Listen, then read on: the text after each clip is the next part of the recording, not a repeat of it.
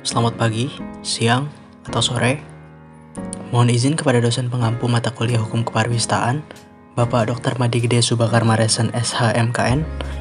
Pada kesempatan kali ini, kelompok kami akan mempresentasikan salah satu materi Hukum Kepariwistaan, yaitu mengenai wisata pesisir. Adapun kelompok kami terdiri dari 5 orang, yaitu saya sendiri, Dava Fauzan Aziz dengan NIM akhir 1208, Samuel Marvel Tampu Bolon dengan NIM akhir 1210, Kevin Jose Horace Isando Butar-Butar dengan NIM akhir 1211, Ida Bagus Putu Sasma Dinata Madu Aba dengan NIM akhir 1215, dan Yosua Fendi dengan NIM akhir 1217. Berikut akan kami lanjutkan dengan penjelasan materinya.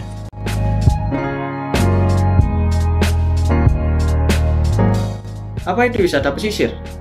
Wisata pesisir merujuk pada kegiatan pariwisata yang terjadi di wilayah pantai atau daerah pesisir. Ini mencakup segala jenis kegiatan dan atraksi yang terkait dengan pantai seperti berjemur di pasir, berenang, menyelam, berselancar, memancing, dan menikmati pemandangan laut.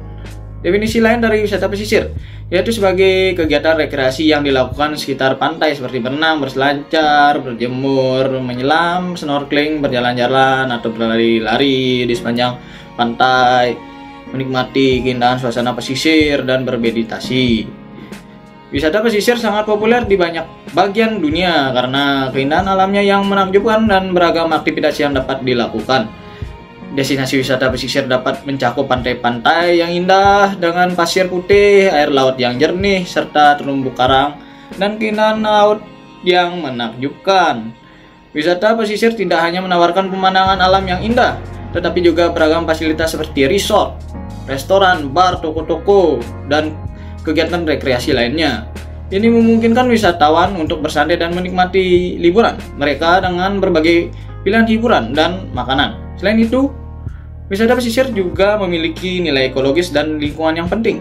Terumbu karang dan ekosistem pesisir sehat penting untuk menjaga keberlanjutan lingkungan laut dan menjadi tempat bagi berbagai spesies ikan dan satwa liar lainnya. Dalam beberapa tahun terakhir, kesadaran akan pentingnya menjaga melestarikan lingkungan pesisir juga semakin meningkat. Banyak upaya dilakukan untuk mengurangi dampak pariwisata pesisir, seperti pengelolaan limbah yang lebih baik, edukasi wisatawan tentang kelestarian lingkungan, dan pengaturan pengunjung untuk menjaga kelestarian alam. Bali merupakan salah satu destinasi wisata pesisir yang terkenal di dunia. Bali menjadi pulau yang terkenal dengan matahari terbenamnya dan spektakuler, terutama dari banyak pantai di sepanjang pantai barat seperti Pantai Jimbaran, di mana Anda dapat menyaksikan matahari terbenam dengan minuman atau makanan di salah satu restoran saat matahari terbenam di balik laut.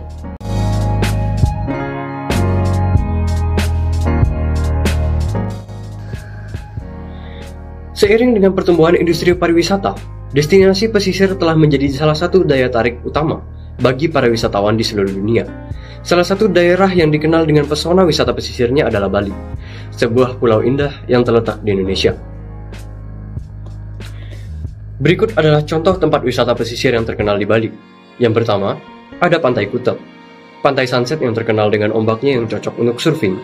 Pantai Kuta juga merupakan pusat kehidupan malam di Bali, dengan banyaknya restoran, bar, dan klub malam. Selanjutnya, ada Atlas. Atlas Beach Fest adalah beach club yang baru-baru ini menjadi perhatian media dengan klaim sebagai beach club terbesar di Asia, bahkan dunia. Terletak di kawasan Brawo, Canggu, Kuta Utara, Badung, Bali. Beach club ini tidak hanya menjadi destinasi wisata, tetapi juga berfungsi sebagai pusat hiburan terpadu. Jika Anda sedang berlibur di Bali, tidak ada salahnya untuk mengunjungi Atlas Beach Fest ini karena dianggap sebagai pengalaman yang layak untuk dicoba. Yang ketiga, Pantai Tanjung Benoa. Pantai Tanjung Benoa adalah salah satu pantai yang terletak di selatan Bali, Indonesia. Pantai ini terkenal karena keindahan alamnya dan merupakan tujuan populer untuk berbagai aktivitas air. Pasir putih yang halus dan perairan yang tenang menjadikan ideal untuk berenang, snorkeling, jet ski, dan parasailing. Pantai Tanjung Benoa juga terkenal sebagai pusat olahraga air dengan banyak operator wisata yang menawarkan aktivitas seru seperti banana boat, flyboarding, dan scuba diving. Selain itu, pantai ini juga dikenal dengan pemandangan matahari terbenam yang indah. Terdapat juga resort, restoran, dan spa di sekitar pantai. sehingga wisatawan dapat menikmati suasana santai dan fasilitas yang nyaman. Selanjutnya, Pantai Jimbaran. Terkenal dengan hamparan pasir putihnya dan pemandangan matahari terbenam yang spektakuler. Pantai Jimbaran juga dikenal sebagai tempat yang sempurna untuk menikmati makanan laut segar di tepi pantai. Pantai Sanur. Pantai yang lebih tenang dan lebih santai, Pantai Sanur terletak di sebelah timur Denpasar. Pantai ini memiliki ombak yang tenang dan terkenal dengan suasana yang ramah keluarga, serta tempat yang ideal untuk berolahraga seperti bersepeda atau jogging di tepi pantai. Lalu ada Pantai Uluwatu, terletak di ujung selatan Bali. Pantai Uluwatu menawarkan pemandangan tebing yang dramatis dan ombak yang besar, menjadikan salah satu destinasi favorit bagi para perselancar. Selain itu, terdapat juga Pura Luhur Uluwatu yang terkenal dengan pertunjukan tari kecaknya. Yang terakhir, Pantai Padang-Padang, pantai kecil yang tersembunyi di sebelah barat Pantai Uluwatu. Pantai Padang-Padang memiliki suasana yang tenang, pasir putih yang indah, dan ombak yang cocok untuk surfing.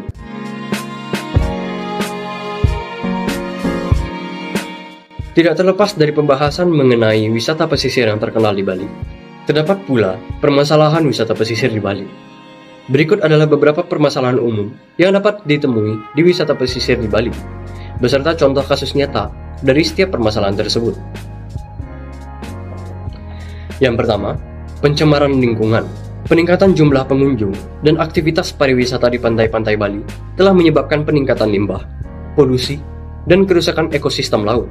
Contoh kasus nyata adalah pencemaran pantai dan laut di sekitar Kuta akibat limbah plastik dan sampah yang dibuang sembarangan. Kedua, kerusakan terumbu karang.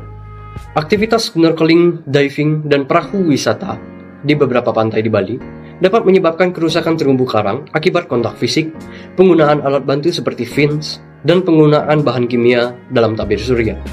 Contoh kasus nyata adalah kerusakan terumbu karang di Pantai Menjangan, di Taman Nasional Bari Barat, akibat kegiatan snorkeling yang tidak bertanggung jawab. Yang ketiga, overdevelopment. Pembangunan infrastruktur pariwisata yang tidak terkendali di sepanjang pantai dapat mengancam keberlanjutan lingkungan dan karakter lokal. Contoh kasus nyata adalah pembangunan resort besar-besaran di sekitar Pantai Nusa Dua yang mengubah tata ruang pesisir dan mengganggu ekosistem alami. Selanjutnya, ada konflik dengan komunitas lokal. Perkembangan industri pariwisata di Bali telah menyebabkan konflik dengan komunitas lokal terkait dengan pembebasan lahan, perebutan sumber daya alam, dan perubahan sosial budaya. Contoh kasus nyata adalah protes masyarakat adat di sekitar Pantai Padang-Padang terkait pengembangan properti yang mengancam hak-hak mereka dan mengubah karakter tradisional Bali. Yang terakhir, keselamatan dan keamanan. Beberapa pantai di Bali memiliki ombak yang kuat dan arus laut yang berbahaya. Namun, kurangnya peringatan yang memadai dan penjaga pantai yang terlatih dapat menyebabkan kecelakaan dan risiko keselamatan bagi pengunjung. Contoh kasus nyata adalah kecelakaan surfing yang terjadi di Pantai Uluwatu karena kurangnya peringatan dan pengawasan yang memadai.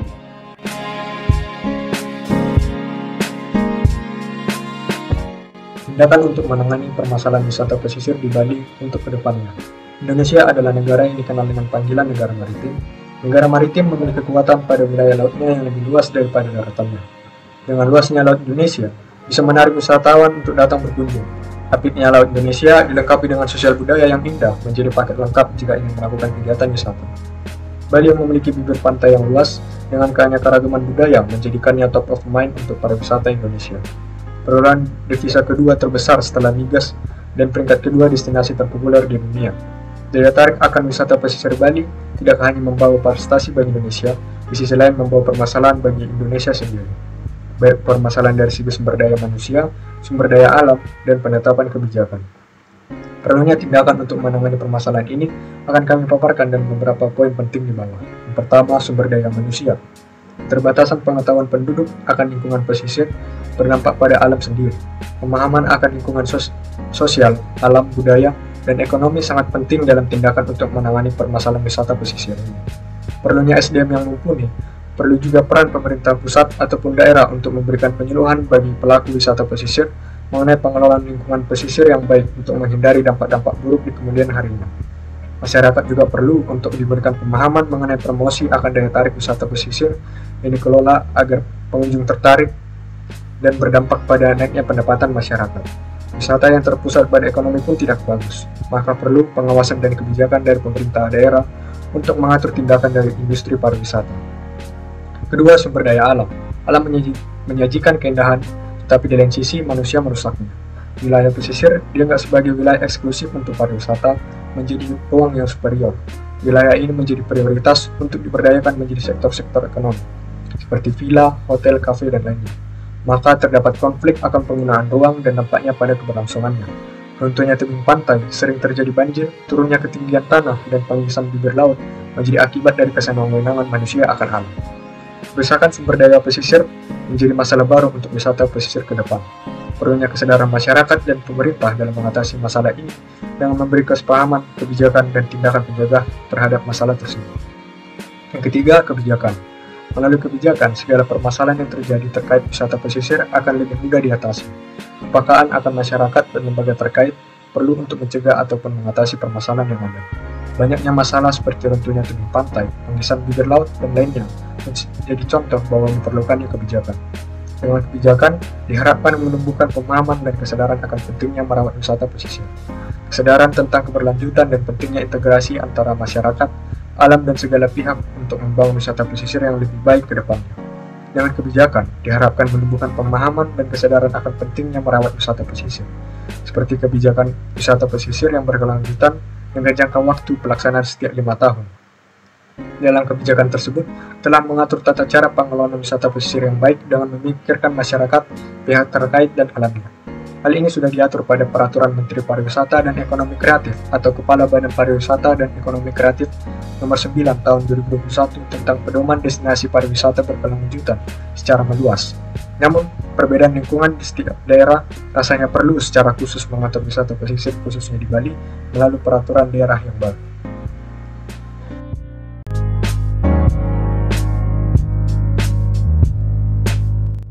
Pengembangan wisata pesisir di Bali. Masyarakat di Bali pada dasarnya sangat bergantung dengan wisata pesisir. Hal ini dikarenakan Bali merupakan pulau yang kecil di Indonesia dan juga dikelilingi oleh beragam wilayah pesisir yang indah, mulai dari tebing, pantai, hingga ekowisata di sekitaran pesisir. Tentunya, hal ini menyebabkan wisata pesisir menjadi objek destinasi wisata yang diburu terus dicari oleh turis domestik maupun internasional. Oleh karena itu, wisata pesisir di Bali tentunya harus selalu relevan dengan kebutuhan dan keinginan turis. Dalam hal ini, tentunya pengembangan wisata pesisir pastinya berjalan dengan masif. Oleh karena itu, pengembangan wisata pesisir di Bali diharuskan sejalan dengan peraturan perundang-undangan guna mengatur bagaimana jalannya pengembangan wisata tersebut. Hal ini dikarenakan pengembangan wisata pesisir di Bali seperti pedang bermata dua yang dapat menguntungkan dan juga merugikan. Pengembangan wisata pesisir di Bali dapat menguntungkan pada sektor pariwisata, sehingga hal ini dapat meningkatkan taraf hidup masyarakat setempat. Terlebih dapat membuka lapangan pekerjaan baru yang menguntungkan ekonomi dan devisa negara, ataupun pendapatan daerah setempat. Akan tetapi, hal tersebut juga dapat merugikan jikalau pengembangan wisata pesisir di Bali tidak dijalankan sesuai dengan AMDAL yang telah dituliskan dalam peraturan perundang-undangan sebagai contoh, yaitu Undang-Undang Nomor 27 Tahun 2007 tentang pengelolaan wisata wilayah pesisir dan pulau-pulau kecil. Undang-undang ini mengatur pengelolaan wilayah pesisir dan pulau-pulau kecil secara komprehensif. Tujuannya adalah untuk melindungi dan memelihara keberlangsungan fungsi ekologi, sosial, budaya, dan ekonomi wilayah pesisir. Yang kedua ada Peraturan Pemerintah Nomor 50 Tahun 2010 tentang Rencana Tata Ruang Wilayah Nasional. Peraturan ini mengatur perencanaan tata ruang nasional termasuk pengembangan wilayah pesisir. Peraturan ini memberikan pedoman dan kebijakan umum mengenai penggunaan lahan, pelestarian lingkungan, dan pengelolaan sumber daya alam di wilayah pesisir. Yang ketiga ada Peraturan Pemerintah Nomor 60 Tahun 2019 tentang penyelenggaraan kepariwisatan. Peraturan ini mengatur penyelenggaraan kepariwisatan secara umum, termasuk pengembangan wisata di wilayah pesisir. Peraturan ini mencakup persyaratan perizinan, pengelolaan pariwisata, dan standar pelayanan di sektor pariwisata. Dapat kita lihat dalam beberapa peraturan perundang-undangan di atas, tentunya kita dapat menyadari bahwa seluruh aturan di atas dibuat untuk mengontrol bagaimana laju pengembangan wisata di daerah pesisir. Di Bali, nampaknya ada beberapa pengembangan wisata tersebut yang hanya berorientasi pada ekonomi, sehingga terjadinya overdevelopment.